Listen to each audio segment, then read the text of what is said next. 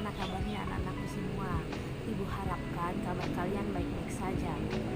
Baiklah, seperti biasa sebelum kita melakukan pembelajaran, kita melakukan terlebih dahulu doa bersama. Berdoa dimulai.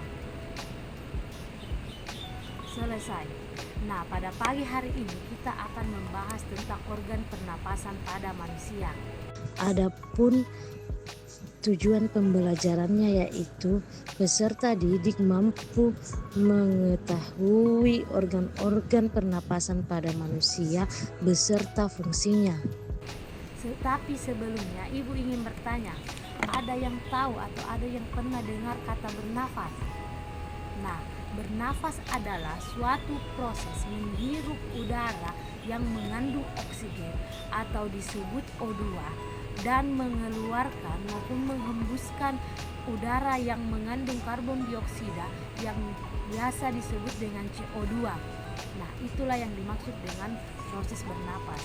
Selanjutnya yaitu organ pernapasan pada manusia. Nah, organ pernapasan pada manusia ada 7. Yang pertama yaitu rongga hidung. Yang kedua adalah faring. Yang ketiga adalah laring. Yang keempat adalah trakea. Yang kelima adalah bronkus.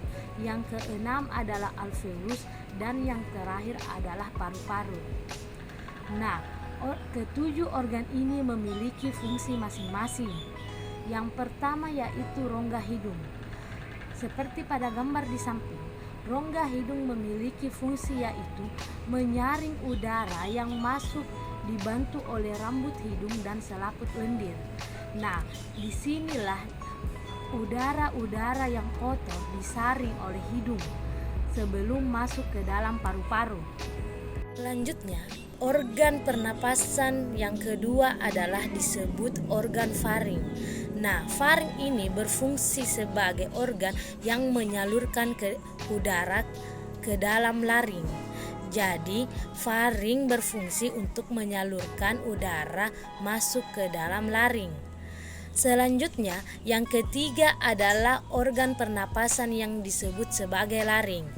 Nah, laring ini berfungsi sebagai organ yang menghubungkan antara faring dan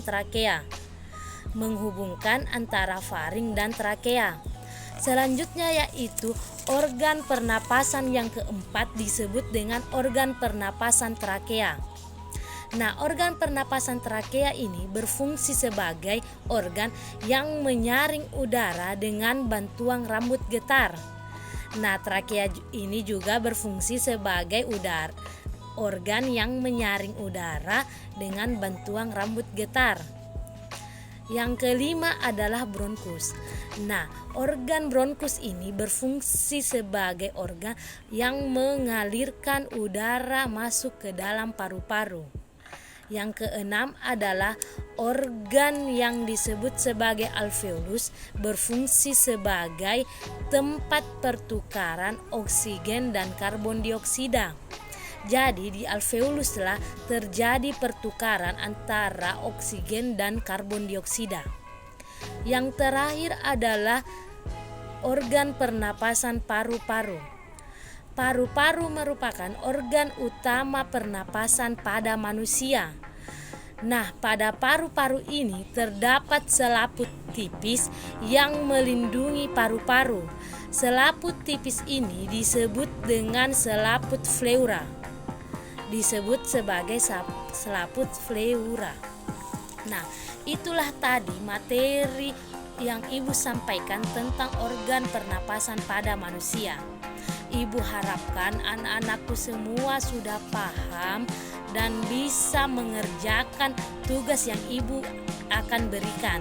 Nah, tugas yang Ibu berikan dapat kalian akses pada link yang ada di samping.